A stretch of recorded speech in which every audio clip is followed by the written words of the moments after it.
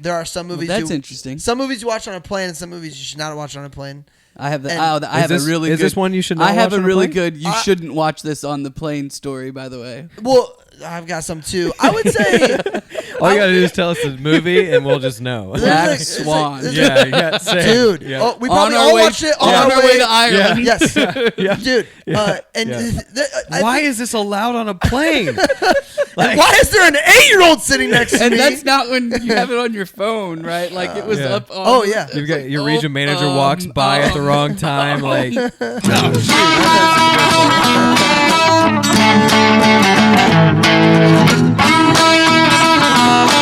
Welcome to The Cover, where three Hoosier friends judge books by their covers and movies by their trailers. That's right. I'm Brett, here with my fellow Indiana natives, Remington and Marcus, ready to dive into the stories that keep us up all night and occasionally put us to sleep. Whether you're a bookworm, movie buff, or just here for the witty banter, we've got you covered. Each week, we'll dissect a different book or movie, sharing fun facts, hot takes, and moments that make Marcus cry. Spoiler alert, we're not experts, but we're definitely opinionated. From literary masterpieces to blockbuster flops, nothing is safe from our snarky reviews and wild tangents. Who knew Hoosiers could be this entertaining? So grab your popcorn and reading glasses because we're about to embark on a hilarious journey through the pages and screens that shape our lives. Or at least our weekends.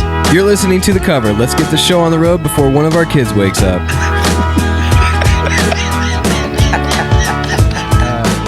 What's new that I thought was funny, because I've been gone for the last couple of days, but you had a 3-year-old celebrate a birthday party at the zoo. In 98-degree weather. 98-degree weather. And Wait, so... there were like a lot of kids there? It was a holiday. Yeah. Oh. And, yeah. Oh, at the zoo? I thought you meant for her party. Well, no, it was... There's a lot of people were off work on Wednesday. So. Yeah, I avoid the zoo on holidays. Yeah, it was busy. It was busy, and just picture thousands of 1 to X-year-olds, all hot, angry. Animals on the hot day Do nothing. Yeah. So yeah, it was. I had 20 pounds on my back on a cooler, so I was like, this is a workout. This is good. I'm sweating. This is awesome. No one else enjoyed. It was pretty funny.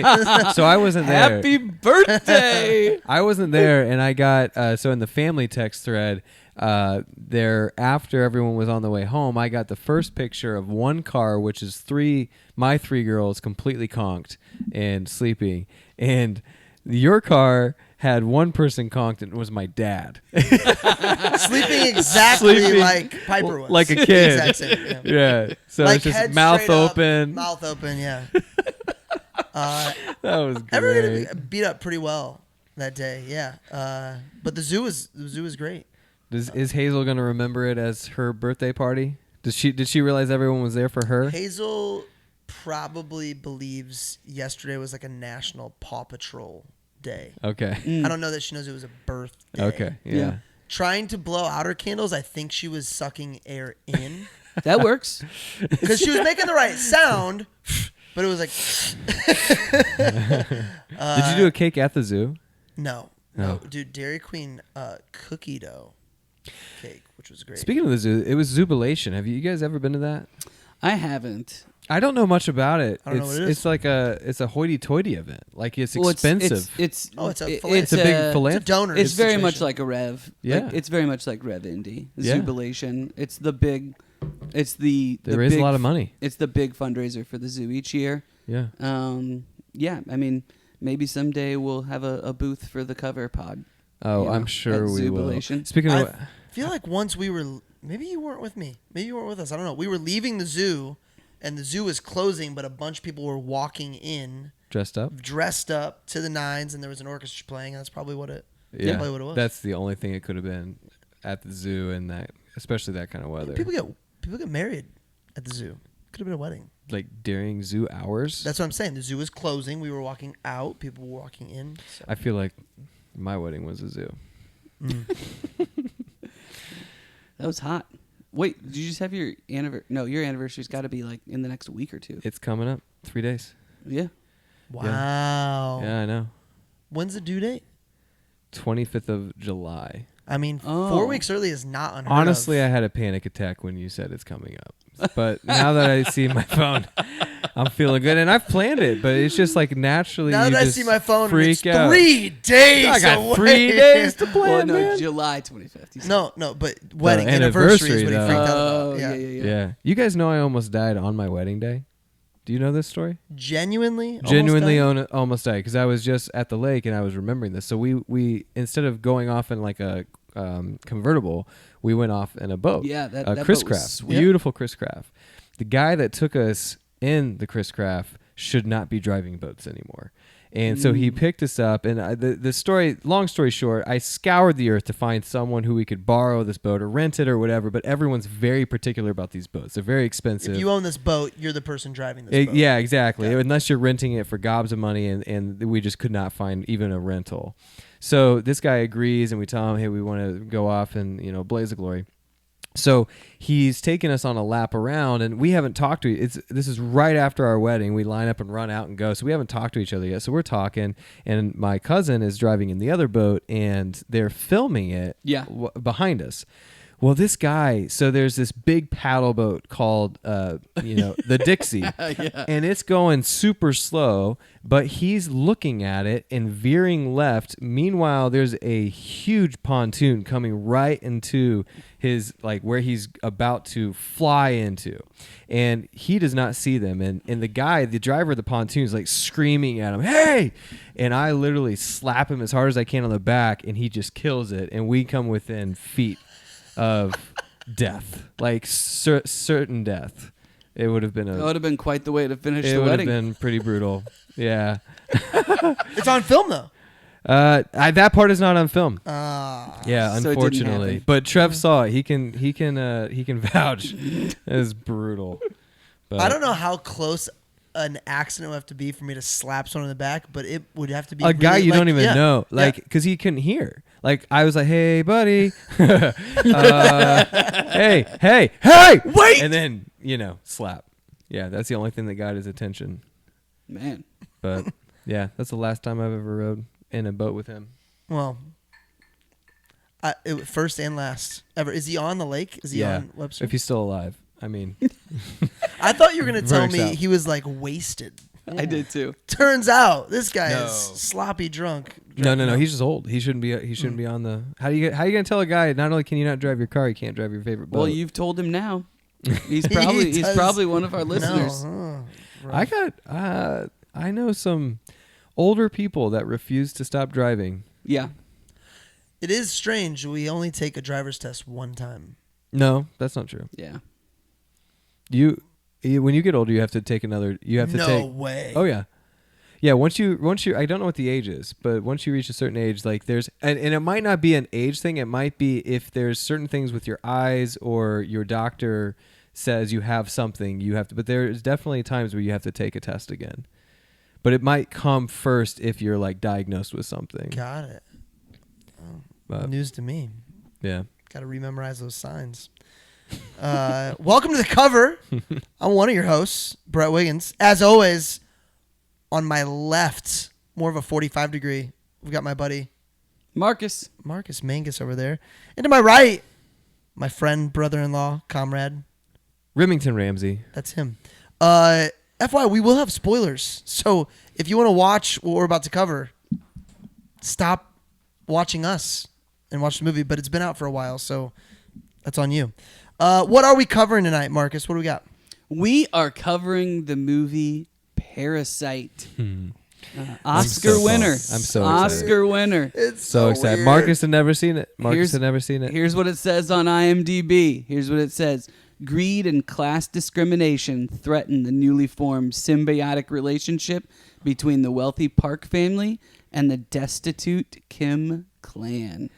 Okay, so did you read that before you watched the movie? I read nothing. Okay. All I knew. Okay. Oh, is this a question later? I mean, well, let's go right into it. What did you know going into the movie? What did I know going into the movie? I knew that it was a foreign language film and I was pretty sure that it was highly acclaimed. Like, Yeah. Oh, I man. didn't What a realize that it. horrible expectation. I didn't. But it is, I though. didn't Well, it is highly realize. acclaimed, but like when you think of a highly acclaimed film, this Oh, is sure. not what you think of. I didn't realize that it won Best Picture. Yeah. I probably would have already watched it if I would have realized that, but I did Yeah. not realize that it had won. Okay, so Best now Picture. now that you've seen it, without giving away your thoughts like completely, Yeah. do you feel like that jacket cover accurately depicts what you're about to get yourself into if you watch that movie? Or do you feel like, Well, it doesn't and maybe really that's give what you they anything. want? It That's why I doesn't- asked the question. It doesn't really give you anything. Yeah, that's what they want. And that's true. It is a depiction of social hierarchy. It's like Yes. the rich versus the poor, basically. Well, rich versus the poor versus the poor. There's a lot we're getting into. I got. Well, it's just it's Yeah. really it's a fascinating film. I'll tell you this much. I think that's the second time I've watched it, and it was just as good the second time. I watched it twice. It was better the second time. I watched it back to back days because it was a foreign language film. I couldn't like write down quotes and stuff as we were going. I shouldn't say it was better the second time. I should say I thought it was better the second time. maybe I did, but what it was the second time was I was like, I wish I remembered how I felt when I found that out. I wish I remember how I felt when I saw that part for the first time because I was like, why don't I remember this moment? This is such a shocker. When you watch it the first time, there is like a thrilling part that is a complete twist about halfway through the movie. Holy cow. Completely changes the direction of the entire movie. And what's funny is like I remember the first time I watching it, like I remember feeling the same way I felt when I watched E.T. for the first time as a 10-year-old, and I felt like I should hide behind the couch for the next part of the movie. I'm not joking. Like you're watching, like you're like kind of on edge, and you're like, I need to, like, where is this going, right? But so the second time I was able to know it was coming, but still like, and I really dug in. What I appreciated the second time was all the stuff that wasn't shocking, but the things that made it a great film. Correct. Yeah. So many things I was like, oh wow, like this makes sense why it wasn't just a popular movie, but it won all these awards. Right. Yeah, I agree. Rem, what did you know before watching it the first time? So I knew it won Best Picture, but I also knew that it was a little bit more artsy, and it wasn't like a typical Best Picture. And so I really wanted to see. And then I remember thinking that people said there's like some shock value. I remember just thinking it was super violent. Like the whole movie was violent. Oh. And like I never saw Squid Games. Have you guys seen Squid Games? Never seen Squid Games, no. So like there's some foreign movies and stuff that I was just confusing, blending stories, and for this one I was just like, it's probably going to be super violent, and I know that one family basically takes over the identity of another family is what I believe to be true about it. So I went in with that vein. But I really like movies that make you think, but then also make you work. Like I actually like reading the subtitles. Like City of God, I think we should do on the show. It's in a different language, and I'm way more zoned in. yeah. And I don't know. Are you guys? So Marcus, do you even normal TV shows, whatever in English? Do you watch with subtitles on or off? Oh, off. Off. Rem. It depends on what TV. Like if I can't hear it, I have to have subtitles. I'm always on. Really? If it's like if it's live, it's not on because they're crazy. not lined up. But is that because of everything's Instagram and TikTok? Like you're They just used to annoy me. reading your Subtitles videos. annoy me. on. I feel like it takes away from your ability to connect with the character. I don't know. Because you're not watching the faces, you're watching the words. I'm locked. I'm doing both. I don't know how. You're really good. I'm locked. You're like really good I'm at locked that, man. in. I'm trying to I make can't a multitask, so. Yeah. So your wife tells you. Mm-hmm. No, I know that. I'm well aware. You're just admitting it. I think multitasking is a largely overrated skill. It's actually just you sucking. What is multitasking? Doing two things at once, but they both are horrible. Basically. Which I'm basically talking myself out of my stance of. Yeah. But I'm telling you, I'm so much better. Yeah. Basically, you're bad at it. I knew that a lot of people loved it and that it was all subtitles. That's all I knew about it before I watched it. I watched it on a plane. There are some movies. That's interesting. Some movies you watch on a plane, and some movies you should not watch on a plane. I have the. And- I have a really good. Is this one you should not I have watch a on a really plane? good. You shouldn't watch this on the plane story. By the way. Well, I've got some too. I would say All you gotta do is tell us the movie, and we'll just know. Black It's like- Swan. it's Yeah, yeah, same. Dude, Yeah. oh, we probably On our all way- watched it on our way to Ireland. Yes, Yeah. dude. And Yeah. I Why think- is this allowed on a plane? and why is there an 8-year-old sitting next to And me? that's not when you have it on your phone, right? Like it was Yeah. up on. Oh, yeah. You've got your region manager walks by at the wrong time, like, oh shoot, this is a commercial. So yeah, I didn't know. I knew nothing except it was very, very exciting, and I probably was like, I have 8 hours. I'm gonna watch a movie. Let's watch this one. Oh yeah. 30-second synopsis, or for Marcus, 9 9 word words. synopsis. He's ready. He's got his notes out. Ready, He already read set, and go. Oh, it's me first. Okay. Destitute family cons rich woman, but they aren't alone. Oh, that was Yeah, real yeah. nice. That was great. Yeah. Really, really great. Rem? Okay, I get it. I gotta get my time. I can't see the timer. This is great. Okay, Go fine. ahead. I'm ready. So, extreme depictions of extreme poverty versus really extreme rich. Yeah. The two polar opposites and how they work together, how they think about each other, seeing behind the scenes of how they feel about each other and what happens when when it finally breaks. That's what I think about this movie. Extreme poor versus rich and what happens when they finally break. I love that, because there is a point where I'm not going to put up with what they think of me anymore. And you know what's crazy? I know you still got to do your thing, Yeah. but it's hard for me to keep my mouth shut about just how many times the smell came back in the movie. Yeah. The fact that they smelled a certain way Yep. and what that meant to the rich people versus what it meant to the people who were poor. I mean, It just represented I'm better than this other person. they kept focusing on the smell, not a look, not any other, Yeah. but the sense of smell they kept going back to. I thought that was fascinating. There were a couple of themes, features that showed back up many, many times throughout the movie. And that was just happened to be the one that Mr. Kim was like, this is the one that breaks me. Mm-hmm. And I'm just going to wreak havoc on everything. Well, at that time too, he's like going through like hardcore emotions about his that's true. daughter. Yeah. Like, because I went through the movie thinking that too. I know I don't want to jump that far ahead, but I remember thinking, oh shoot, what snaps him? Yeah. And I was like, oh, actually that makes sense. Yeah. But what's your slam poetry? Slam version? poetry. Ready, set, go. Family. Broke. Cockroaches. Gets them close, though. They're in it to win it together. Son. Opportunity knocks. There is a plan that we didn't even see. Everyone is involved. Life is good. Life is not good. Lots of death, anger, knives, love, Life is good. brain damage. Eminem song. This is totally 30 seconds. And then is happy ending. It's for you to decide. Man, how did he make it through the whole slam poetry thing without saying the word metaphorical? Metaphorical? That's a junior year Metaphor. spring semester word. Didn't get there. Well, no, that's something that we'll just call him Kevin says all the time, especially at the beginning or when he's trying to sound smart. It's metaphorical. He's like, whoa, it's so metaphorical. There's a couple words that. Yeah, it's not just metaphorical he focuses on. He goes, it's a sign. Like he focuses on signs. Like Well, he thinks everything's a sign. It all started with The Rock.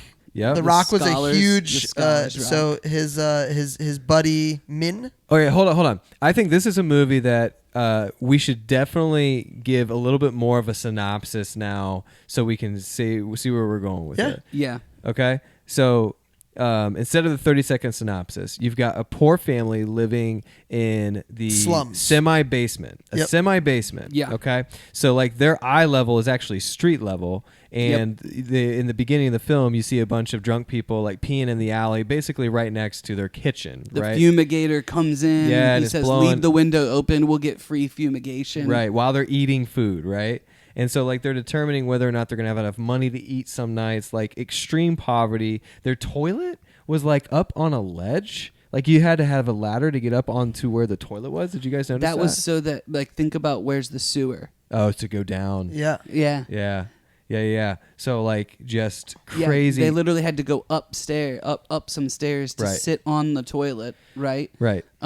They talk about at the beginning their phone being off. Mm-hmm. Yep. Yeah. Right? So, and They're then they going to made a Wi-Fi, big deal. Yep. right? So they're trying to get they make a really big deal of once they do get some money for selling the pizza boxes, being able to get their phones turned back on. You saw right away though, Kevin was kind of the most personable, the Optimist. one person in the family that could get them out. through of. Yeah. And I think Jessica's the most talented. His sister. sure. His sister's most talented, but he's But like, she's also a pessimist. She doesn't Right. believe it's possible to get out of the slums, and neither does the mom or dad. Correct. Even though the dad shows signs sometimes of being very optimistic as well, I think it's more so like life is good. Don't He probably lower your used to be- expectations. I'm happy anyway. He kinda. used to be Kevin. I think right? it's Yeah. Like, years it of comes getting back, beat up. Yeah. It comes back. It Yeah. comes back later where, that where quote. he's like, "Hey, what's the plan, Dad?" And he Yeah. says, it's better to not have plans. Right. That's you know? that's the So- the most quotable I think in the entire movie. Well, the that- whole thing centers around them having plans Yep. and then it not working, right? Or it working for a while and then not working. Right. So we've got this poor family. There's an opportunity for the oldest son. It's a father. It's important to know, I guess. Father, mother, son, daughter. Yeah. Right. And Son and daughter are around. I don't know. They're probably well, just he entering served his college age. He served his 19 military and service. 17. It feels like. Yeah, he served his military service, which would have been right after high school, and I think for 2 years, right? Early 20s, late teens. Yeah, probably is the exactly. situation. Yep. So he gets the opportunity to go tutor for a rich family. Yep. This guy owns a company that blew up and went crazy, hires everything out, right? Has his wife basically hire people. She does nothing, which I think is hilarious. Mm-hmm. Like literally nothing. Well, she's described by the friend that got him the job tutor. as she's very simple. Yeah. Yeah. And Simple-minded, I think, is what he was going for. simple-minded, very naive, Yes. very Yep. gullible. Yep. Those would be Yeah. words that would be okay to use to describe her. But she's taking the task of hiring these people seriously. Right. Like she sits in on the first lesson to make sure. She actually wants the best for her children. Yes. She just is completely unaware. Yeah. But she feels important, and I Yeah. think that's probably what matters. And she pays well. She's nice. She's more than fair. Yeah. Yeah. But it's just out of this entire sense of abundance. So it's interesting in movies like this too, because so the next phase of the movie is they start to infiltrate, and that's where I thought this movie was all Me too. about. Was okay, this family is going to infiltrate, and eventually, I don't know why I thought this, but they're going to take over their identities, and then they're going to live in the house, and maybe they kill the people. Is probably where I thought that this was going. But what really happens in that phase of the movie is they just start recommending each other's family members without saying that's my dad, that's my Yes. sister, so that They're conning them. they're conning them so they can get more money and take I thought over. that's what the Parasite piece was. Yeah. Right. I thought that. Oh, I get it. At one point in time, as they get the final person hired, which is the mom as the housemaid, I thought, this is it. Like they got the deed, the title to the Yeah. house. They Yeah. got all this stuff. I was Yeah. like, they're just gonna be basically embezzling Yeah. money and taking away from this family. Yeah. And I thought, okay, I get this, but And so I that's- still couldn't figure out why it was such a. They would end up- I was like, okay, this is cool, but why am I watching this? Yeah, what's going to happen? Yeah. So the pivotal part of the movie, and you don't know it yet, is when they get the original housekeeper fired, and it's subtle, but they mention she's the only person that's lived here with two families. Correct. And you don't notice that's an important part because you just kind of keep watching. We'll get to hidden gems, but there's another good one. I'm curious if you guys noticed. Okay, so she gets fired. They figure out a way to get her fired, which is pretty fascinating. She's allergic to peaches, so they make it look like she's got TB. And so they get her fired. All right, so you're like, okay, she's gone, and you're like, kind of like if you're rooting for the protagonist in the film, even though they're the bad guys, you're like, okay, cool, we're winning. We're all four people. So they go off on the camping trip. The family goes off on a camping trip. Now the Parasite family is living in there partying, like they're gonna have a great weekend because they're living there alone, and they're pretending what it is to be rich. And Kevin is dreaming like we're going to get here, like this will be us. He's gonna, and I think he's actually kind of turning the family at that point too when he's talking to the family. Like at least the dad like really admires his son's ambition. The daughter is constantly like, no, we are rats. We're always going to be rats. It's kind of like the tone that I got. Is that what you guys got? I felt like the daughter just got frustrated with the empathy, right? Because they were talking about empathizing with rich people, like right, the old. correct. Well, no, they were talking about the old housekeeper. Like they're all drunk, right? They're sitting around, they're drinking these people's booze. Don't worry about anybody else but us. And she's saying, oh yeah, hey, we deserve this time. Yeah, don't worry about the housekeeper. I'm not worried about what happened to her, that she's out there or whatever. Like that's her problem, not ours. And then ding dong, here's the housekeeper. Yeah. And this is the turning point for the movie. I don't know that I got the feeling that Kevin was turning them because his mom starts making fun of his dad. Maybe his dad was daydreaming a little bit, like, oh, you're right. And then she was like, well, your dad wouldn't do that. Well, they were kind of making fun of Kevin, like saying, oh, because he wants to marry the daughter. Yeah. Right. He wants to marry the daughter. Well, and then they're like, maybe not turning him. Okay, maybe I thought they were not, all making fun of him. No, I think what I gathered is maybe they're not turning. Because he's like, hey, you guys could be. Dude, these could be their in-laws. They're not making fun of him. They could be my in-laws. They're like, we can hire actors to be your mom and dad. Yeah, and we can actually. keep. So they're not making fun of him. They're seeing it as a furthering of the con. Right. They're like, hey, if you actually marry this chick, we can keep conning them for the rest of our lives and actually make it out of this. You know, maybe we can make it into middle class with this long con. Yeah, that's fair. What did you guys think about that moment when the wife is making fun of the husband? And he grabs her, and I think in that moment he's dead serious. I actually think he's serious. He wipes the table. He was serious, and he was serious. And then she starts laughing, so he starts laughing. Yeah, and I think he was and going. He says, "You thought I was serious, but I think he was." I think he was serious too. Okay, that's what. Well, it's a prelude to things to come with him. Yeah, like he holds back in that moment. True. Oh, that's interesting. Yeah. Yeah, he shows that he is violent later in the film. Yeah. Plus, that mom was an Olympic athlete, right? So she could have taken. Oh yeah, pictures in the beginning show her on. She had like a silver medal. Or something. Who the poor mom? Yeah. Yes. Huh. I didn't miss that. There was a picture of her in the house doing something with track and field, and then there was a medal. Yeah, that looked like a silver medal of some kind. They gave so much thought into the character development of someone before we even got to them. Like those people owned their character and embodied them from the first minute. Yeah. Like, you know what I mean? Like, you know these people. Like, they've been this and this is how they got there, and they did a phenomenal job. Like that, the director just deserved every accolade he got for this movie. It's amazing. Absolutely amazing. So they go from the weekend, family's out of town, so they're hanging out, and then knock on the door. Yeah. Old housekeeper is back. Yeah. Looks awful. Awful. I mean, awful. Absolutely awful. Wait, in the rain? Yes. Her face is beat up. Her face is all beat up. Yeah. And she's By the way, why? Well, she had an allergic reaction to the peaches big time for sure, but I don't know. Well, I mean, she's living on the street. Yeah. So we're just supposed to think because this was her house. She lived there full time, 24/7. Yeah.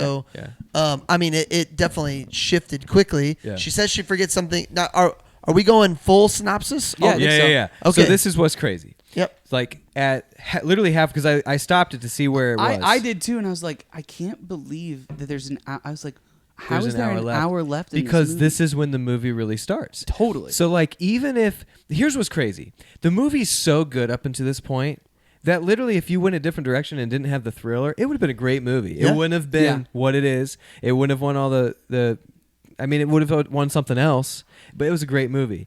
The twist and where it goes from there is so It's epic. like a second movie. Yeah. It's Yeah, like totally. a sequel. So Yeah. epic. Yeah.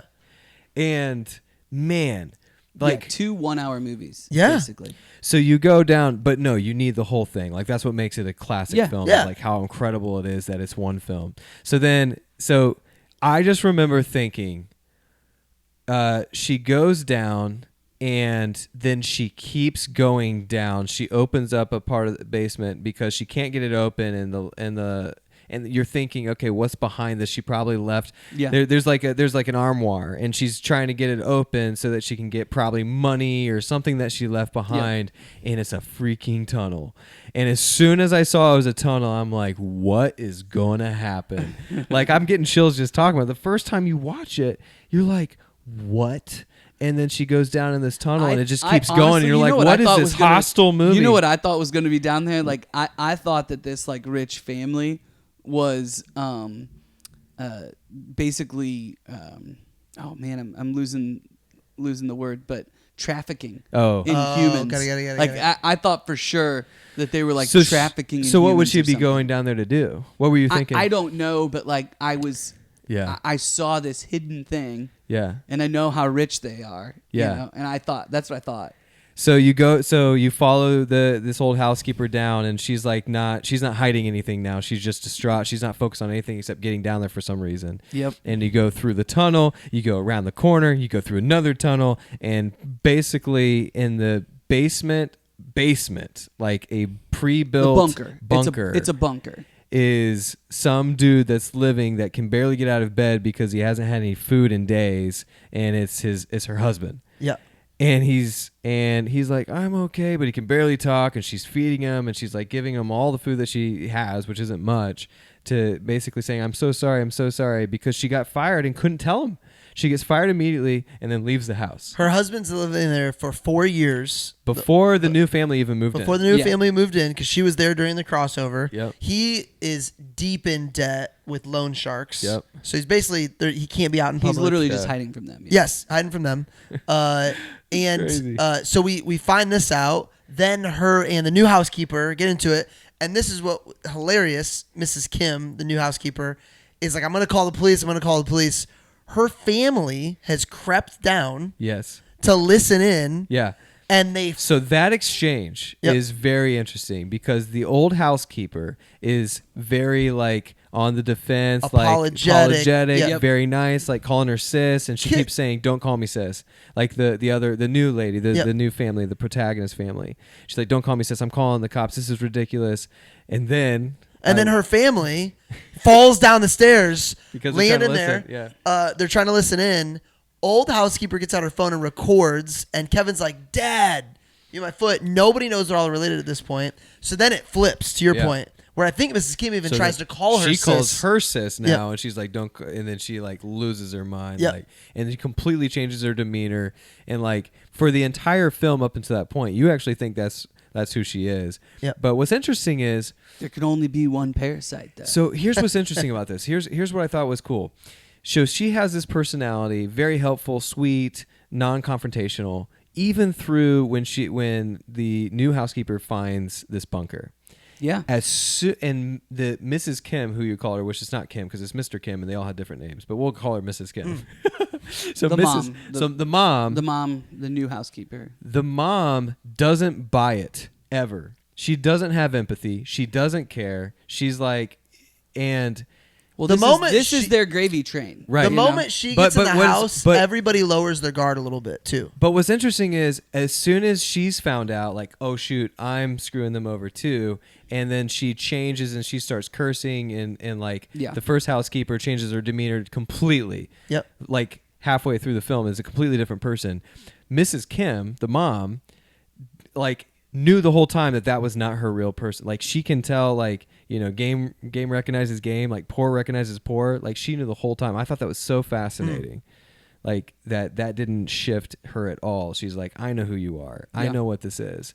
And then from that moment on, you have two extreme poverty families. Because based on your slam poetry, you said poor people. You were basically talking about rich versus poor and poor versus poor. Yeah.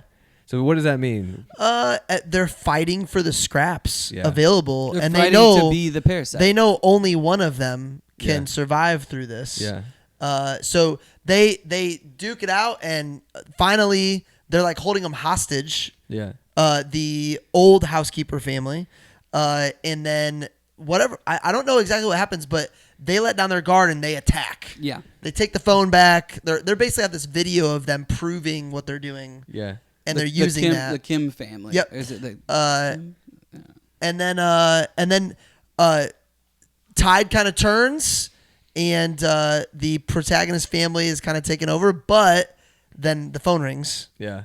and they're making a surprise trip home. Yeah. The Park family, the rich people, and they have 9 minutes to get water boiling and get to cook the dinner? It was yes, actually cook 8 dinner. minutes. To make 8 minutes, yeah. 8 to minutes. keep up if you the- start boiling the water right now, it'll be perfect. Yeah, to keep up the appearances. Yeah. And there's so like every line in this movie is calculated, because when they sit down and start eating and she starts talking about her life, and Mrs. Kim is sitting there and just trying to act like she cares about what she's saying, all the meanwhile knowing chaos is happening behind them, because they're actually physically fighting Yep. now, and she hits her head and gets concussed. Dude, I have a great just hidden gem moment of that was pretty hilarious. They completely they're in hiding, they're keeping that from her, but I'll also, to your point about timing, I was wondering, like, why didn't she tell Jessica the story of how the son had seen a ghost? She wouldn't share that with him, and because sharing it in this moment, we now know that the husband exists. Oh, So they can show what it looked like when he's coming up the stairs. Yeah. When he's coming up to get eerie, food. Dude. so Eerie, and it's a weird looking and guy the way they too. show him, his eyes. Oh man, so good. So yeah, to your point about timing, like, So you think if they would have made the choice to say what she freaked out about the scene you're talking about is Jessica says, "Hey, did something happen when he was in first grade?" and she freaks she out. just goes, Yeah. Which, by the way, was she just grasping at straws for that? Like, I don't did know, something- dude. well, she said that she Googled. She said that she Googled art psychology. art psychology, or but whatever. how would she have known something happened to him when he was in first grade? Well, I think she was know. just grasping at Yeah, straws. she was just. She She was coulda- doing what con people do, right? right. Yeah. Just Like- acting like she knows. She's being suggestive, Right. and they're able to do this to this woman because she's just completely Gullible. unaware. Yeah. I mean, just perfect timing to be able Yeah. to let it develop then. I kind of want to watch it again. Like, It was better the second time. It Like, was now that we're talking about it. hilarious as well. Like, Yeah. yes, shocking. Oh, super funny. Hilarious. Some really I funny laughed moments. so hard. For relatable stuff, I only wrote down laughing things. really? Like yeah. laughing parts? I only I didn't feel like there was tons that I found like super relatable, but Well, so I laughed a lot. It's at not different relatable. parts. It's what resonates with you, and that's how it makes you think differently. Like, what made you think? So, like, the one that I think is interesting is financial despair that none of us have truly comprehended. No. The flood scene.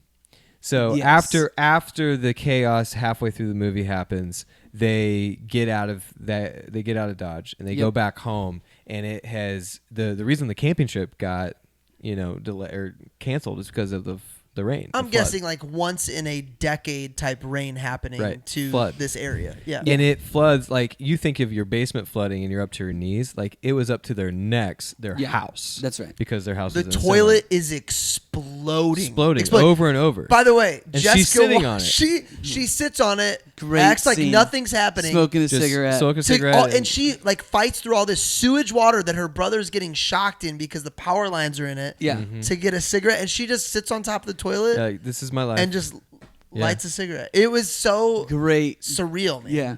Great Yeah. scene. Yeah. So do we want to kind of wrap up how the movie? Yeah, I just gets thought it was to her? necessary for this one. Yeah. Because, it is Yeah. such a unique movie, and I don't know that everyone's seen it. So basically, right after that happens, the family, the rich family, ends up having like a great a great night for the son's birthday. Everybody gets out of the house, and that's when the flood is happening. And then they're like, hey, we're having an impromptu. She used the word impromptu 10 times because I think she also used, we got it from the U.S., so it'll be fine. Anytime she ordered something, 3 times in the movie she goes, yeah, but we ordered it from the U.S., it'll be fine. Yeah. The boys it's use high quality because it's high we got quality it from the because US. it's from the U.S. So I think the word impromptu, she just feels special saying we're gonna have an impromptu. Well, party. that's probably a cultural thing, is my guess. Impromptu in this it's case. like any one of my parties. Like it's like, hey, you guys should all come over right now. She thinks it's really cool that they're having because an she impromptu can get birthday that party. many people to Yes. drop everything for her. Correct. And because Yeah. we're rich, we don't need to Yeah. plan anything out. So they all come over for their So son's official birthday party. So what's crazy about that is it's immediately after their entire place is flooded and they have to sleep in a gymnasium floor with everyone else who's been stranded from their homes. Yep. Rich family's home is fine, by the way. Oh yeah, they're great. Flood doesn't affect They're them, hanging but in out. the slums, No. big time. So yeah, they're sleeping on the gym floor. That house, by the way, is awesome.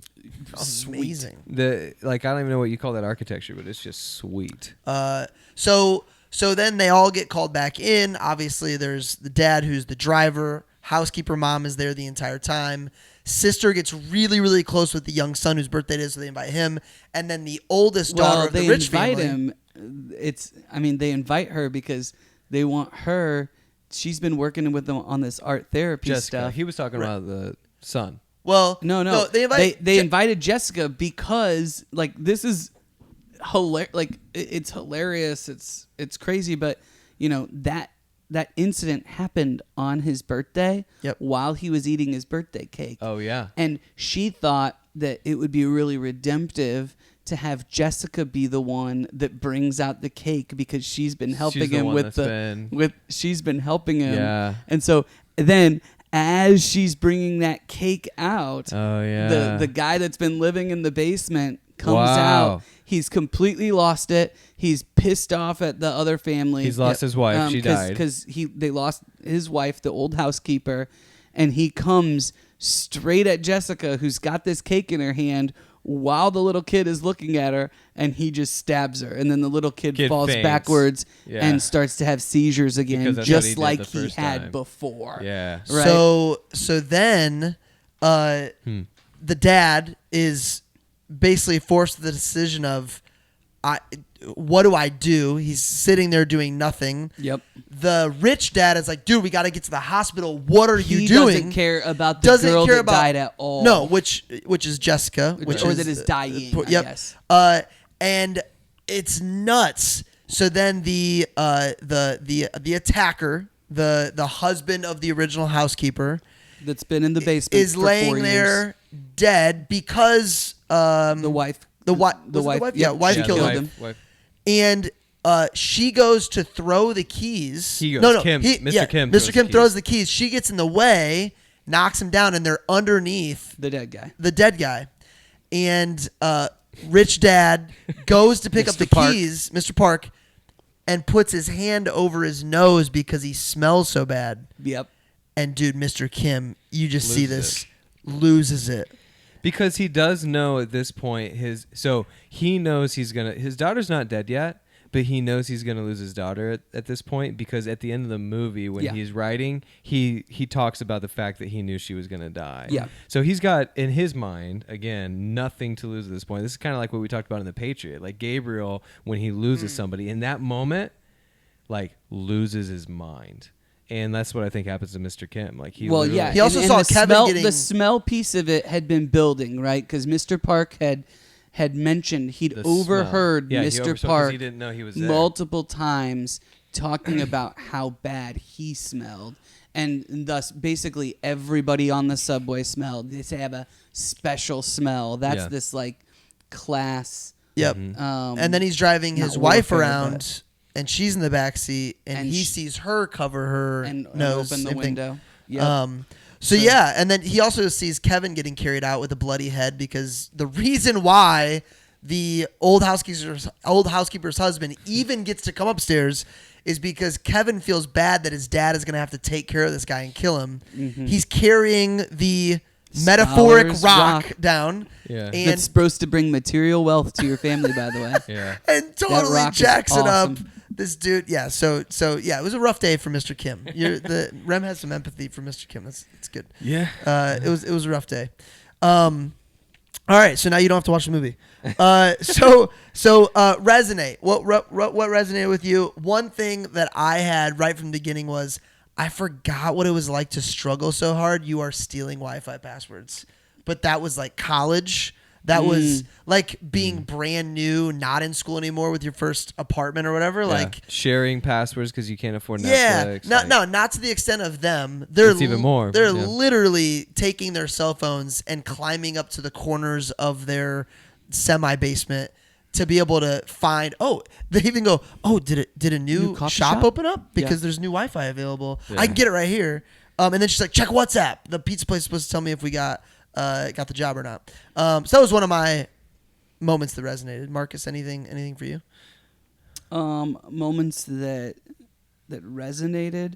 I don't know that I wrote anything down other than just I've never really like been in that place, but I think that it really hit me hard that when you're at that level of just like extreme poverty, you're willing to do whatever you can to just kind of make it to the next day. Mm-hmm. But I think that it's really easy to get in this cycle where you just talk yourself into the idea that like it's never going to get better, right? And that's this idea that came throughout where Kevin is always saying like, well, no, I forged this, but I don't think of it as a forgery because I'm going to university next I just year. printed the documents a little bit early. Yep, I just printed them a little bit early. Like, I'm going to be going to university. I'm going to be like my friend who's. It can feel like it's a doing this. necessity to justify things that you know that aren't okay. He's the first one to steal an identity and steal a life because his friend says, "Hey, I'm a tutor, and by the way, he figures out I fell in love with the girl I'm tutoring, but I know you're a safe play because you're, he's trying to be nice, and he says, hey, I know you're going to protect her, and you're not going to, you're my friend, you're not going to do anything. But really he's saying there's no chance that you would ever be able to be with this girl anyway. Correct. Dude, So then you saying that is the first time I'm putting that together. That's what he's saying true. in that yeah. moment. For sure. Yeah. And by the way, he's not a jerk about No. it. He just literally believes it.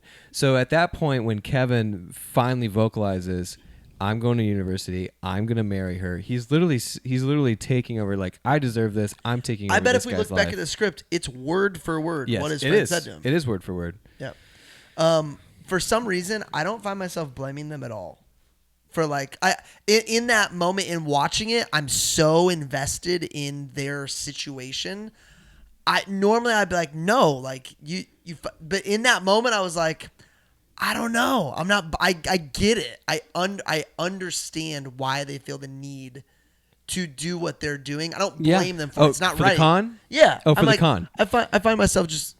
Yeah. But they wanted like the greed piece of it that they were trying to show. Oh, is that yeah, they it was never always enough, wanted like- more. oh, It yeah. was never enough. Yeah. Wasn't Had enough, to and continue they to also it wasn't enough to make the money. They wanted to make the rich people like stupid. They wanted to Yeah, make them they want- they- idiots. Like we pulled them exactly. over on it. Do you think Kevin wanted that from the jump, or do you think he was influenced to? I think that's a Jessica thing. Like I Be- think she. I don't. I think she was pulling the strings on some of he that. plan. acted like it was like all of a sudden it went from Kevin getting this job to them. He referenced a plan pretty quickly after he got Jessica her job. Do you think he went in like? Do you think before he even went in for this interview, they had a discussion, him and Jessica, as a family at all? No, in the No. first scene when they're like trying to It was figure out how to make opportunistic. money off of pizza boxes, like Kevin's the one that's orchestrated the whole thing. He's the one that saves the deal, Yep. and he goes back in to basically talk to his family about how we're going to figure this out. So he's constantly opportunistic. He's constantly looking for how can he put his family in the position to succeed. So when he's there, he's already for years been in a position where he's like, I want, but since the con had already been placed for him because his friend lied about his society, Right. he's like, I got to keep this going, so I can't just say my Right. sister. I got to keep the con going. So you Yeah. think it was the moment that she referenced art teacher and it clicked for him walking down the stairs of, okay. He just took it. Oh yeah, I don't think he went in thinking, He- "Hey, we need to get my family to do all." But these do you think things. that's the moment that it was like, all right, This This is- chick will go for this too. Yeah. Like Yeah. she's an idiot type of a thing. I got some laugh out loud Do it. moments.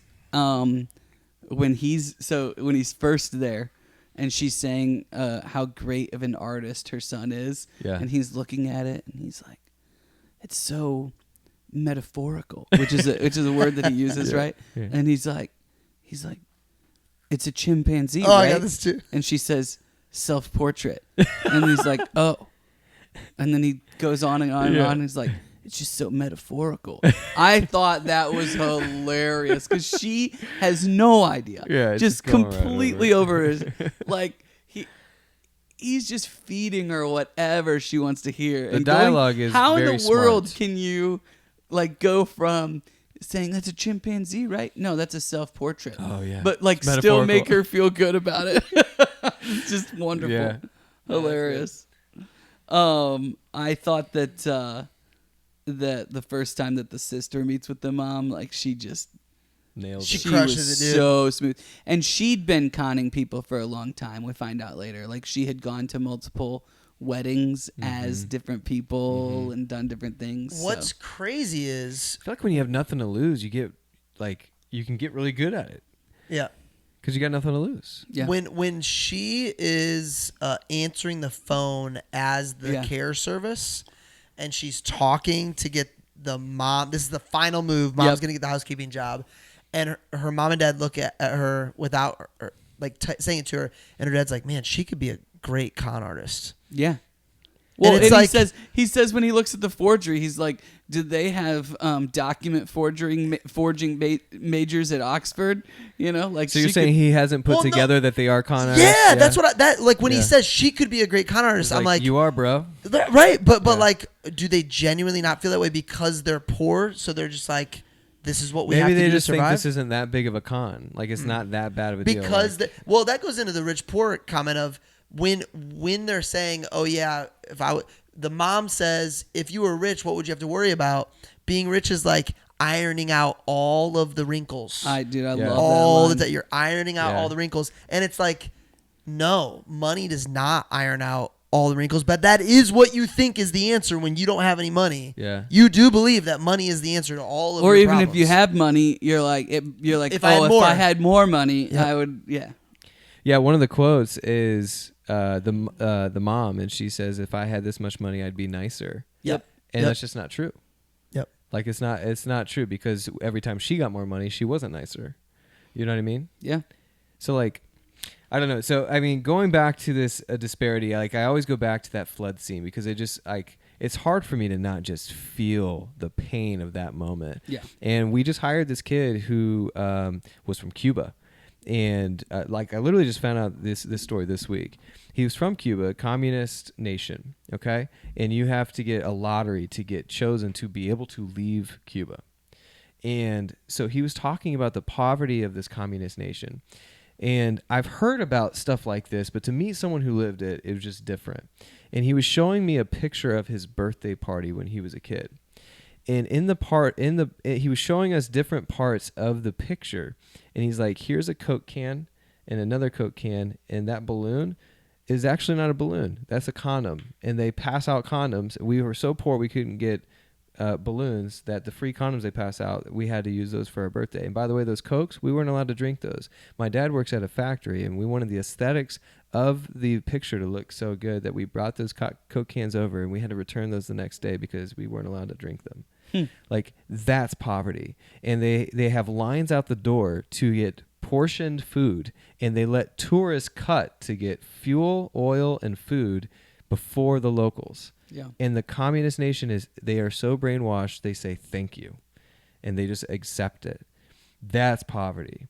And so when you're watching this, I'm just like, man, I don't know that I could say that I could be judgmental about how they're handling certain things right here.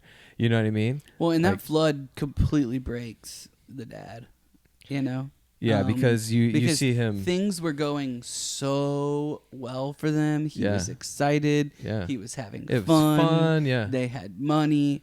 And then all in one night, it just comes crashing down. Mm-hmm.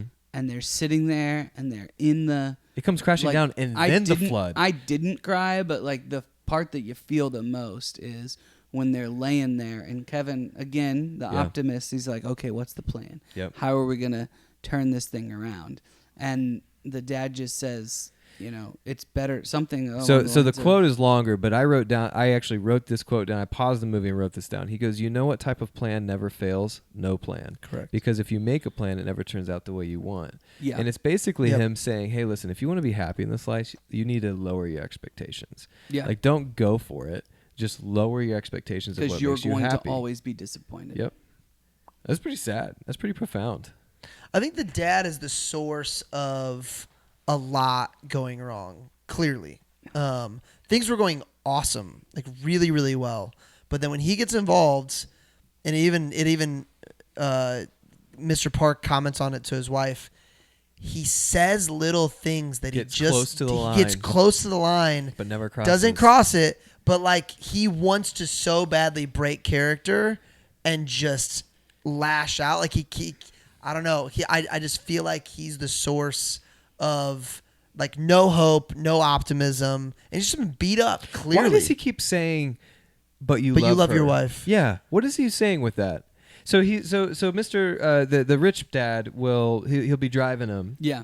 And Mr. Kim will be driving the rich dad, and the rich dad will be basically Mr. Park. Mr. Park will be complaining about something, not aggressively, just a little bit about being married. And he keeps saying this throughout the movie, including right before the end. He goes, "But you love her." What is he saying with that? Well, he didn't start saying that until He's getting kind of cocky and arrogant with that phrase too. Well, remember right before he does that the first time, they totally pull a fast one on the old housekeeper, and he says he saw her at the hospital, takes a picture, shows it to the wife, is like, "Hey, I heard her say she has tuberculosis." And then Yeah, maybe he's just worried. Maybe like well, the way she reacts is, "Don't tell my husband that I was stupid enough to hire somebody with tuberculosis in our house." Yeah. And he grabs her hand in the sauna. Yeah. And they So kind of have a moment where it's like, I don't know. So he's trying. I don't think that's it. I think you're close, but I think what it is that they know that the game is up If they get someone divorced or smarter something. is the one that's hiring them.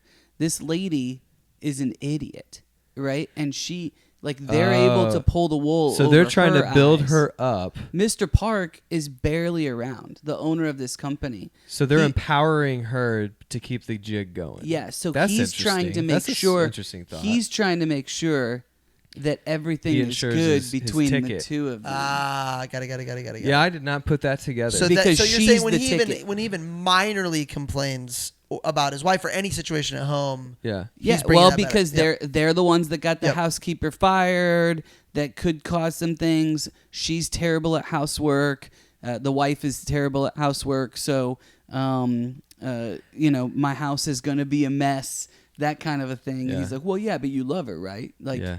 I think he's trying to make sure that nothing goes wrong with that marriage family, because that's their their meal ticket. ticket. Yeah. Yeah. So around that same time, I wrote this down. The montage of them working hard while she's on the phone talking about how easy life is so brutal to watch. So like right after the flood, she's calling all these people, Yes. and saying, "Hey, we're gonna throw this impromptu party. Life is We're going to great. get drunk during the day. Yeah, we're gonna get drunk during the day," is like the phrase they use, Yeah. and then they show, the three family members basically trying to figure out what they're gonna wear because everything's been flooded, how they're gonna get there, how they're not gonna smell bad when they get well, there. and even the mom, the housekeeper, she's putting all the tables up, and the dad comes out and is like, "Hey, shh, be quiet. My son's sleeping." Yeah, stop being loud while Yep. you work. Yeah. Because my son is sleeping at At 10 a.m. 11 o'clock in the morning or something. Oh, it's brutal. I Yeah. mean, they really just want you to hate these people by that point. It But- does. but It they don't- definitely is but, a you- slow play to it, though. Right. Yeah. Right. Yeah, and I don't really hate Mr. Park. No. I don't think that he's cruel intentioned at all. Like he's just like, listen, like I'm paying them well to be here, so Yeah. they should be. But there's little lines like that when they're hiding behind the bush, getting ready to attack Jessica to play with it, and Mr. Kim is clearly not emotionally invested. He says that well, you still love your wife, right? Yeah. Mhm. And then he's like, look, you're getting paid extra to be here. Yeah. Just view it as your job. Yeah. Right. And that was like the first, like, turn it up a little bit. Yep. And then obviously the But covering again, is- to Marcus's point, that's not that bad. Like, it's a no. Okay, cool. Like, whatever. I mean, he's it's right. That, it's he's that right. bad if It's you subtle. know Like, all the it's- things that he knows, which Right. Yeah. you know he had to listen to all that. So Right. Yeah. So like there's these theories about like if this movie is anti-capitalist, right? Like is it supposed to be a movie that talks about like the dangers of what a capitalist society can become? And I mean, most recently in our society, we've seen, at least it appears, that the middle ground is becoming smaller and smaller, and it's becoming more polarized. The upper middle class is getting bigger, and the poor, the disparity is the same. And so in some of these countries, like it's already there. Yeah. Like South Korea could be one of those countries. And so is it an anti-capitalist film, or is it more just a caste society film and what happens in the hierarchy of those caste societies? Because it's not like this could only happen in South Korea. No. Like this is a humanity film that could happen. I viewed it more as just humanity on these two spectrums, and like, hey, look, everybody's got problems. Yeah. It's not, and no matter whether you've got a lot of money or whether It you is interesting don't, though, because we never really like, see it doesn't- rich people's problems in this movie though. What are their problems? We don't really see that. We know they have them. It's not like they just don't. But in this movie depiction, well, yeah, their problems are very trivial comparatively. what problems?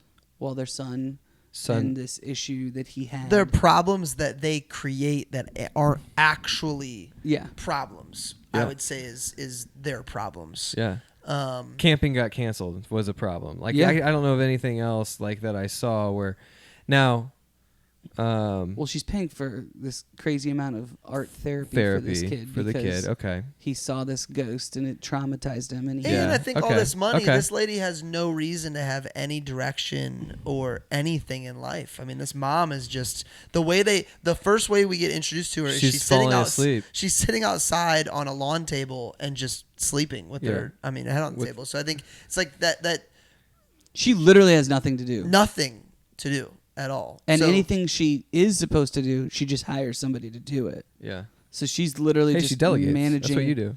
the hiring. Fair Marcus, enough. are you So that's rich? what this movie is really about: is how to delegate properly. Fair enough. yeah. Properly? Be careful who you delegate to. Let's redo Be- our 9 words. Be careful who you delegate to. Any more? Well, Brett, I don't need to do the host job. Dude, we're 3 hosts. Any more quotes? 1 times 1 times 1. Quotes.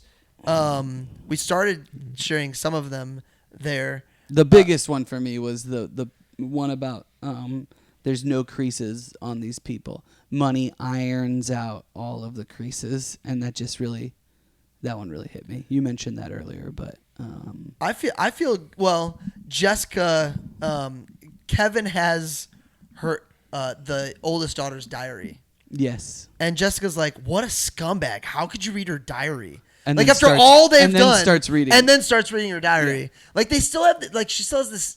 I don't think they're fully grasping what they're doing to this family and to all of the other. I think that was help. Well, they I just think that don't. was They sarcasm. don't. That was dry. I don't think they just see. She was it just as- joking, Yeah, wasn't she? I don't think. Yes. I don't She was think joking. so. I don't think so. Yeah, she was. I don't think they're taking what they're doing as bad at all. Yeah, but what I'm saying is, in that moment, I think she was just joking, like with him, like because he's usually the goody two shoes, and she's like, "I can't believe you would do this." It's hard. You know what's funny about this is it's hard to kind of see sometimes because of the language barrier, like if they're joking or not. I just think you guys are wrong, but it's fine. I forget when this was, but I laughed really, really hard. One of them says to, gosh dang it. They say, "How do you live in a place like this?" To like someone, oh gosh.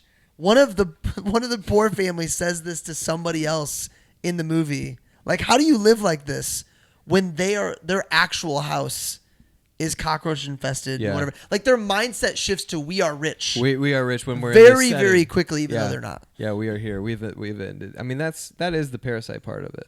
Like that's Totally. where it gets its name. So here's some fun facts for you, by the way. So this actually won at Cannes before it won the American Award. And I was thinking, Well, that's normal. should we go to Cannes? Uh, How do you get invited to Cannes? do a podcast at Con. I don't know. So I told Kelsey, I was like, hey, we should go to Cannes. We're kind of like in the movie business now. Yeah, Like we're we've got definitely a movie in the movie podcast, business, and we yeah. should go to Cannes. And she laughed at me. She's like, we're not the kind of people that get invited to that. I was like, I think you are short-sighted. Isn't it just a festival? I thought so. I thought anyone could go to Cannes. So I thought con was just what you added on to the end of many different types of festivals. No. There's just one con. You're talking C-A- about like Gen Con and Yeah, Comic Con, No, Gen no, no. Con. Comic Con. No, Oh man. that's gonna be the thing at the beginning for sure. Oh my gosh. You guys started with the end Dude, in mind, Cannes, clearly. like the Cannes Festival. Like Have you ever- CANNES. Like, is it French? Yes. Yeah. No. So- Why would I care Because or know? you've seen. By the way, there's a big Cannes festival in Entourage. Because you're a film critic, bro. Man. it's an art house film festival. So like Like Pulp- a Pulp- Sundance Pulp Pic- film festival. Yes. Like, okay. Correct. Got it. Yes. Con. Cannes.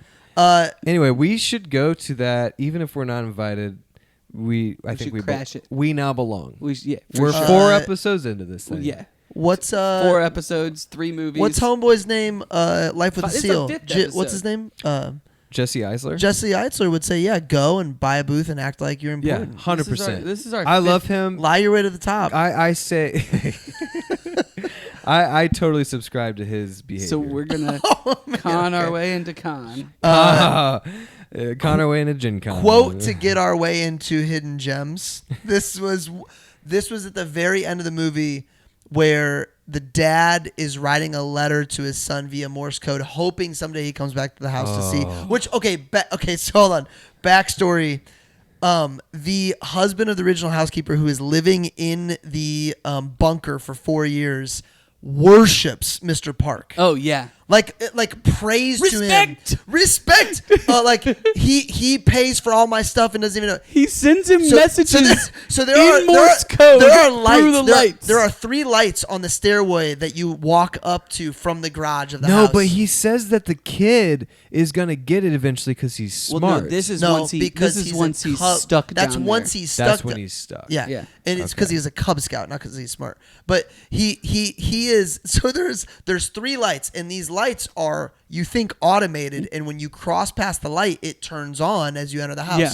No, this dude has memorized Mr. Park's footsteps and slams his head against this knob that turns on each light at a time. It's so funny. It is one of the. It's so good. But anyway, so now the dad is using Hold on, that. hold on. So did he always Every do day, that? every day. single day From the start, though, like From the how start. how did Mr. Kim not realize that at one point the house didn't do this, but now it does this? No, he's lived there longer than lived there Mr. before Mr. Mr. That's Mr. what I'm Park. saying. So he did that from day one with that guy. How does he know who's walking up the stairs? Dude, I don't know. Movie I magic. don't think these people care. Movie magic. Movie magic. So Mr. Kim is burying the old housekeeper. Once the Yeah. family is moved out, and he says, I hear treeside "I funerals. hear treeside burials are trendy, so hell, I did my best." That part is funny. So There's good. tons of lines like that. Also, Hidden Gem was all, dude. There was a I've got a bunch of hidden bunch gems. of scenes in a row where there was water happening at the rich house and at the poor house. There were flickering lights happening Yes. at the rich house and at the poor house. There were toilets where the original housekeeper Yep. has a concussion. She's throwing up in the Yep. toilet at the rich house, and then the obviously toilit is At the same time, like in that scene. at the Yeah, same they're time going back and back forth. and- they're going back and Super forth. cool symmetry between the two situations. That was really, really great. So a couple other hidden gems, by the way. Well, I did have the wife sitting around doing nothing, literally just paying everybody. I thought that was funny. She says to Jessica, when she's worried about if the driver was gonna basically if the driver's gonna take her home or whatever, she's like, oh, you're too young and innocent. You have a lot to learn about people. Right. To the person that's conning her. I thought that was a great little hidden gem. How about this one? And I don't think you guys picked up on it, but probably because I watched it back-to-back days. When Mr. Kim's driving Mr. Park around, right? They're talking about the housekeeper. He's like, man, she made the best food and this and that and every other thing. And then she said, maybe the only thing wrong with her is she always ate enough for two. Yeah, no, I thought, oh, she wasn't eating for two. She was taking the food downstairs. I did not catch that. Yeah, total hidden gem. Full disclosure, I finished watching it today, like at 4 p.m. Yeah. Is that Yeah. what about was your second time?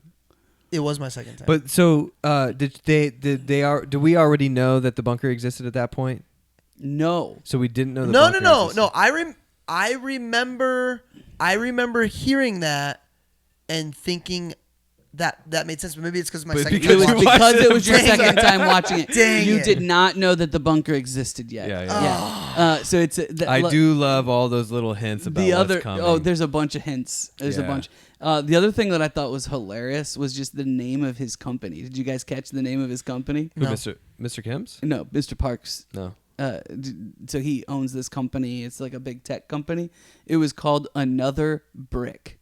So I like if it's going to be something on capitalism, if it's going to be a comment on capitalism, I think that goes to prove your point. Like Another Brick. So I'm assuming it was a cell phone company, right? They talk about is it compatible with a cell phone, this or that or whatever.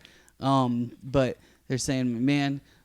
We've got all these. All it is just another cell phone, and yet he's able to make all of these, all this money and everything else. I thought that the name of the company was really interesting too. Yeah. Because this director didn't miss anything. If there was an opportunity, just like all the characters never miss an opportunity. So and this then director did throughout, not. by the way, the Scholar's Rock is just fascinating to me because it's said to bring material wealth to a family. Yep. Right. It's something that Kevin is like holding on At to. first, I thought Kevin was taking it down to the basement to give it to them. No, I think he was taking it down. He to the was. basement. He was. But at first, I'm like, oh, Kevin, the sweet kid, he's passing this rock on because they clearly won this battle. No, he took it down to. So you just said this director doesn't miss anything. So I read this quote at the Munich Film Festival. That is not Gen Con. That's an actual film festival. Munich Con. Munich. Got it. Yeah. Munich Con. Bong Joon-ho, this is the name of the director, said that he does not like screenwriting and it makes him nervous and insufferable to his family. The idea for Parasite existed since 2015. Final script was written in 3.5 months and it came out in 2019. Like the suffering that you go through to be a genius. He's a genius. Like he is a genius. He's a really genius good. in his own way. Like they suffer. They suffer because of their genius. Because they need to get every little thing. Yeah, and Dude, you know what? he did. crushed it. Yeah. He crushed it. But as with most highly successful people, they probably need to be addicted to certain things to be able to do that. But your loved ones can suffer through that without a doubt. So here's what's great. Here's another fun fact for you guys because I thought this was pretty fascinating. This guy is probably pretty well to do now. Like he's got I don't know. You're talking director right now. The director, Yep. yeah.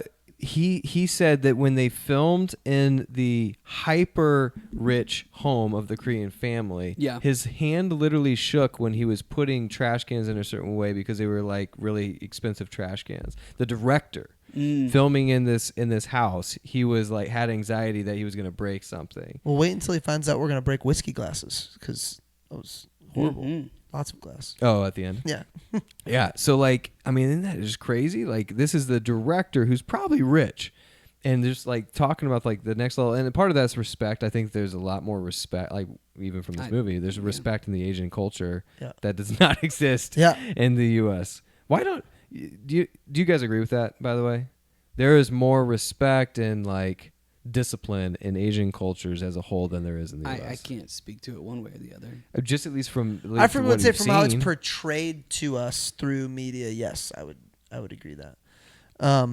Another hidden gem, this was one of my favorite moments when the housekeeper when the new housekeeper, when the mom is making the dish for what's supposed to be the son, and then the son says he doesn't want to. He doesn't want it, and the wife ends up getting ready. She grabs the plate, and she hears the old housekeeper running up the stairs, and she very casually turns around and roundhouse kicks this lady in the throat. She falls down the stairs and knocks her head Big against, thud. Eventually killing her. Yeah. Huge thud. But then just turns around and walks the plate out. It was so funny, so hilarious. Yeah. Also, the old housekeeper, when they've got them, like, they've got the whole family sitting there, and she does the North Korean newscaster thing. Yeah. And her husband's like, "Oh, you're so funny when you do nobody does North Korean newscasters like you." Like, that part made me laugh so hard. She was hilarious. Because she's like giving him a massage. Yeah. They're filming these guys. That's so like uncomfortable too, because that guy is weird looking. Like he's like they casted a really weird looking dude. He looks like he's been in a basement for 4 years. He looks like he yeah, okay. That's a good way. That's a good way to put it. I thought it was interesting how the parents reacted to having all this house and money and food to themselves, and how the kids did.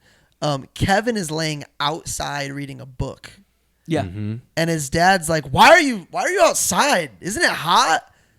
And Kevin's like, I'm looking at the sky from my home. This is awesome. They ask the mom if she wants some water. And I don't know. You don't know how much time has gone on in a movie like this, but it's not much. It's quick.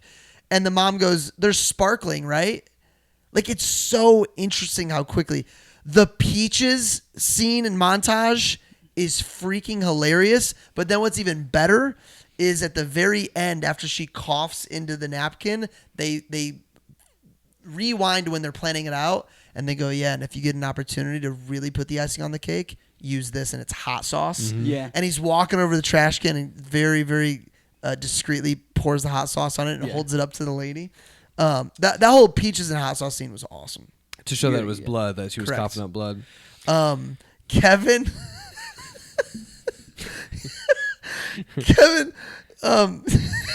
So Kevin asked if they're moving on to the next phase already because they're trying to get the driver fired. Mm-hmm. And Jessica realizes this driver kind of has a reputation for coming on to women quickly.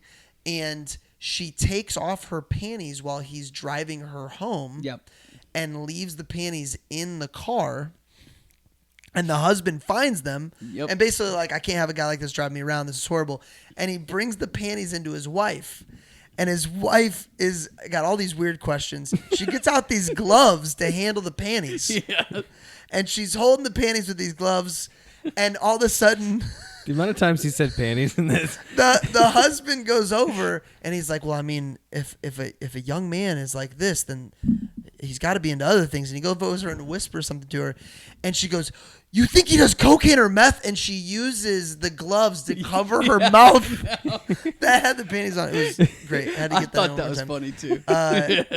There are, and then Jessica comes down and she like throws everything off the table.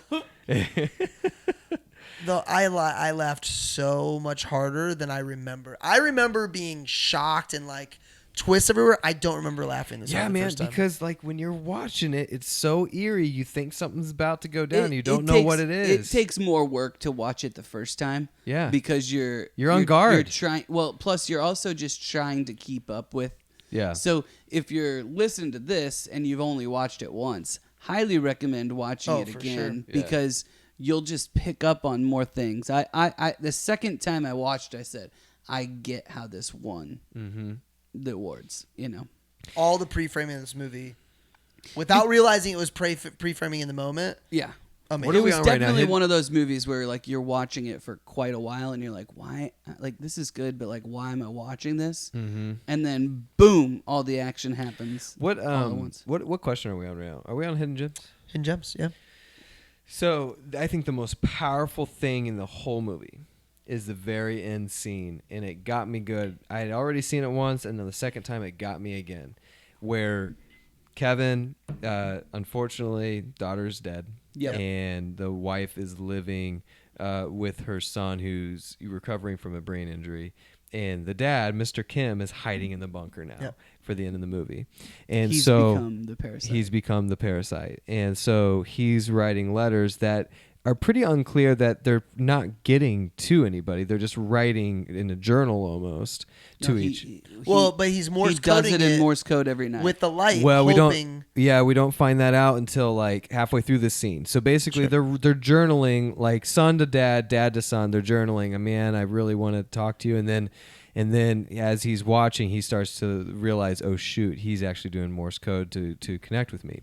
So then they take you through this scene, another montage where Kevin is dreaming, and then the dream transitions to finally he gets rich and he buys the house so that the dad can walk out. Yep. And then the movie ends, and I'm like, whoa, that's pretty epic. And then the movie didn't end. Yeah. Correct. And then it actually goes back to him just writing in a journal. But until then, I'm going to keep on trying to figure out how to make these plans work. And it's just like they are never going to get out of the slums. Correct. So that's And your it's just stance. like 100%. 100% my stance. I was gonna ask, like, does it ever happen? No. Is that it does? At least based on the movie, 100% no. Like they're basically saying, and that's why I think people thought it was such a hard stance against anti-capitalism. It might be. Is that final scene where certainly it's could like be. 0% chance it's never going to happen. Yeah. Which is pretty. I don't know epic. anything about the director or anything, but it would. I mean, it so certainly wouldn't surprise Here's me. what's interesting to me is like the movie could end at so many different places and still be an awesome movie. Had it ended and he actually did get rich and buy the home, and then the dad walks out for the It's so first much time in better 10 years. But think about this. If that's where it ended, that'd still be an epic movie. Wow. They like for 10 years he figured out how to get rich, bought the home, so now his dad can at least go out on the front lawn and actually experience a little bit of life. If it was an American movie, that is how it would end. Because we believe in the American dream that you can't, because we have so many examples of it, so many examples, but the examples like this get ignored. There's probably plenty of those examples as well. This is such a better movie. It's such a better movie because it of was how a it dream, and because he finishes with plans. Yeah. Right. Like the movie starts with plans and schemes and things. His dad Still says scheming. that his dad says like everything falls apart. His dad tells him that it's worthless, and then he realizes his dad is stuck down there. His dad's writing him letters through Morse code that he's figured out now. Yeah. And then he's he's not able to write to his dad, but he's writing this down, and they made a big deal about why that first guy was down there in the first place, and it was all about creditors. Yeah. It's all about like hiding from people he owes money to, which is like actually the government. But they kind of made it seem like the government is like sharks, and they'll beat you up. I thought they said use loan sharks. So they did use loan sharks. Okay. Yeah. So but then, the reason the bunker was created by rich people in the first place was because if the government came to get them, Correct. Korea or North Korea. The big thing is North Korea. Yeah. Right. Yep. Right. I mean, because So- North Korea, South Korea. So part of me is like, man, could the dad just wait it out 5 years, put a disguise on and then just get out? But that's the Probably. thing about extreme poverty. Like extreme poverty, you don't see that as an option. You don't see how could I go to another city? Like you think I am here. The I am original stuck. guy living in the bunker was like, just let me live here. I'm fine. I'm comfortable. This is a good life for I'm me. good. Yeah. Like this is like leave. I'm good. Yeah, just get out of here. I mean, that's just wild, man. Yeah. Yeah. Ratings. Man, I still don't This know is what I'm going to rate it. This is tough.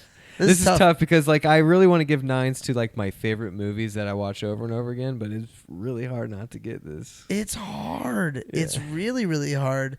And I'm like, We're not in this phase of the podcast yet where we're picking movies we haven't seen. we're and then clearly rate 'em. We're picking movies some we of our know we favorites that enjoy. like. Yeah. but then I'm like, so I think I gave Remember the Titans an 8 or a 9. You get an 8 I give it an 8. because I gave it. Yeah. So You gave it a 9, though. I gave it an 9. I love Remember the Titans, but I feel like it is a slap in the face to this director It's a slap in the face to if you give this the same if you rating as give- Remember the Titans. If Like you I give just Parasite and Remember the Titans, like those are two different things. But yeah, it depends on how you're rating. If you're just rating based on like your enjoyment and are you going to watch it again and everything else, then Yeah. that's very subjective. Yeah. Ratings in general are subjective. See, that's the other thing about a 9 is like that's a movie that I can literally. I can't like, wait till I you go watch to it con over and and tell over them again. that. Mark is going to go to con and say ratings are completely subjective. Which one? Comic-Con? Marcus, I feel like you've thought about this. Yeah, a little. Please. I think I'm going to go 8.5. Wow. Really liked it. Wow. Really enjoyed it. Yeah. I think that's your best rating. If I wouldn't have watched it the second time, yeah. I don't know that I would have. But because I watched it back to back, and the second Why time, did you decide to watch it a second time? because I just didn't feel like I didn't feel like I captured everything. Like all of the shock was there, Yeah. but I watched it. Then I read about the awards and things that it won, and I was kind of like, maybe I missed something. Yeah. And What would your rating have been if you only watched it once? Probably like 7, 9 or Wow. something. I think that those are types of movies like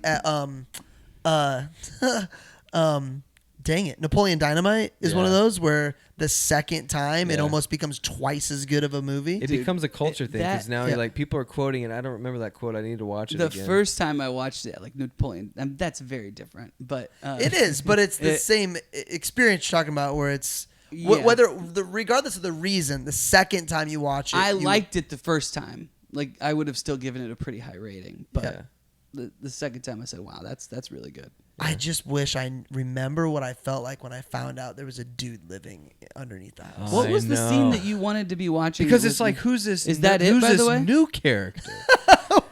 And I thought who the is this movie- guy? like halfway through the movie. What's about to happen? Because I used 2 hours and 15 minutes of work time to watch this, I watched it on my laptop.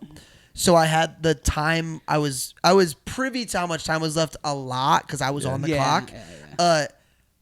I was like, how Look is? at you! What Look did at I- you talking like you're working hourly or something? Well, no, on the clock meaning on the clock. Like I needed like to if be someone done. calls. No, like I needed to be home for Riley to go on Mom's Night Out tonight by 4:30. I had till 4 o'clock to get this thing done. got Yeah. I was like, what am I forgetting? Oh my gosh, I'm forgetting a lot. I'm gonna go 8. Yeah. Yeah, Same. 8, I'm 8 an for 8 me. as well. Don't you guys wish you had decimals? No. Man, a strong. And here's the deal. I don't know why I'm not giving it a 9, except For me, a 9, and maybe I'm gonna change this over Yeah. time, but it's like every time it's on, I watch it. And I don't think Parasite's that for me. Like it is a great film, but like I appreciate for everything it is. But I agree, I'm Yeah. not gonna watch it just to watch it. yeah. It don't, and I hate. You're talking yourself into I a bet 9 I'll right watch now. it. I bet I'll watch it I bet I'll watch this 2 more times before the summer's up. Really? I Wow. struggle watching movies where I get uncomfortable for the characters. Yeah. Like I really do. And man, there's Who so are many. you uncomfortable for? Scared for them. Who? Which ones? I don't know. I just I You don't know It which just makes him which uncomfortable. character are you scared for? The rich or the poor?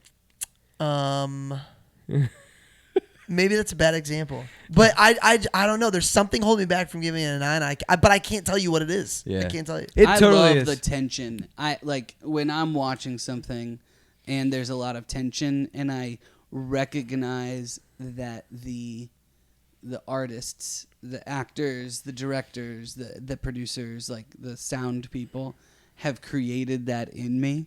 Yeah. Like Well done. yeah, exactly. Yeah. Like if I'm moved, if I'm scared, if I experience that tension, Yeah. I'm much more likely. I mean, and a lot of movies that have a con element to them or shows, I end up really liking because there's so much tension because it could all fall apart. Like have you ever watched the show Sneaky Pete? Yeah. I like this show. Is that still going? No, it's got like 3 seasons, I think. Sneaky Pete is a spinoff of. It's not a spinoff. No, okay. No. It's got the same. Is it the same guy from Breaking Bad in it? No. No. That's a similar guy. Got it. Okay. No, but he because he's conning these people all the time, he's constantly having to come up with new lies. He's Giovanni. on the run all the time. And there was an element of that in this entire movie where it just kind of I got keeps you on your so toes. anxious watching Breaking Bad. I had to stop watching it after like the second season. That's how Jessica is. I got so it was right after the episode where he's doing a drug deal with like a Mexican mob boss and the building blows up. Yeah. And I was like, I can't watch this anymore. That's I funny. literally- I had the I know opposite exactly reaction. what you're talking about, and that scene for some reason was very stressful for Oh, me too. dude, I couldn't do it. That show, I had to stop watching it. Really? Okay, I so had I'm. to stop watching it too. But bravo to them. That's what they wanted, right? I That's think what I- they They wanted I us to think- stop watching They it. wanted- I think I've watched that show at least 3 times. Really? All the way through. Oh, Yeah. man. It just gets so dark. Dude, there is no, I mean, I know we're completely off the rails at this point, but there is no show that has a better end, a better finale than Breaking Bad. Like, How many seasons the is it? way 5? they finished it and the timing of it. Yeah, it's 5. Yeah. And And that's so sad. the Like, way that they finished at the right time, they ended it like when they were on top rather Yeah. than like Sure. having it go for too long. And man, the way they just tie up all the bows. is see, that's why I'm so beautiful. disappointed about Newsroom, is that I love that show so much, and it only lasted 2.5 seasons because Sorkin was just done writing for TV. Yeah, That drives me nuts. yeah. Okay, one more trash can thing. Yeah. The trash can in that movie cost $2,300 in real life. The trash can outside, it's like a, it's like a, I don't know. It's got like certain things I don't inside of it. even remember the trash can. I don't know. Number one, yeah, I don't remember it either. But number two, It's- when you said 23 and only said 100, I know. I was like, disappointed. all right. A $2,300 I trash don't know, can? man. Maybe it's a trash compactor at the same time. Even still. Of all the things to Name end the show one- on to blow people away, Name I the don't know, most man. expensive trash can you have in your house. It's Or a- outside of your house. I guarantee it's more money than I would have spent on it. Whatever it is. Exactly. So $2,300. I guess that's no big deal. Next up, Boys in the Boat. Oh, The book. The book, yes. I was Have you gonna guys watch seen the the movie? movie. but I did last night when I finished Parasite. I started to watch the movie. Oh, really? And I've been I'm almost done with the book. And Yeah, it'll be cool to talk. I'll tell you It'll be the first I'll one tell we've you done. this right now is that the movie is not even. Not Well, even I was close. gonna watch the movie, and then Rem told me they left so much stuff out about Joe. So I was It's like, not all even right, close. It's not even It's close. I mean, the whole first part of the book is Joe. Rem, as a preview, where would you rank this book for you, Boys in the Boat? All time, your all time. It's my favorite. It's your favorite. of all I'm pretty time. sure it's my favorite book because I've created an award in my own business based around this book. Like I just love it. It's top 3 books for me all time. Yeah. Yeah, I've read it, and now I'm listening to it for the first time. I think I'm listening. I think Charles Osgood is narrating. I'm pretty sure. What's exciting about it is like it's an author that I should know the author's name, but Daniel like, Brown. yeah, he has written other works and I haven't read them yet. And like when you really like an author, like that's exciting when you read the first one and it becomes your favorite book because now you got a bunch of other books. But he does like the way he writes. I aspire to be like him. It because feels like a long form newspaper article. kind of, You know. but way honestly, he like writes. he writes so romantically. It puts you into the Yeah. body of these people and what they're Yeah. going through. It's and, really, like, really What the whole nation's going through Yeah. without any of it taking over as the only theme. Like it's how Correct. he weaves things. I in care about just Joe. enough. I care about the Olympics. I care about the rowing. I care Anyway, about Boys all in the that. Boat. Next, we're basically doing it right Let's now. go ahead and just go ahead and do it. And cut. See you next time.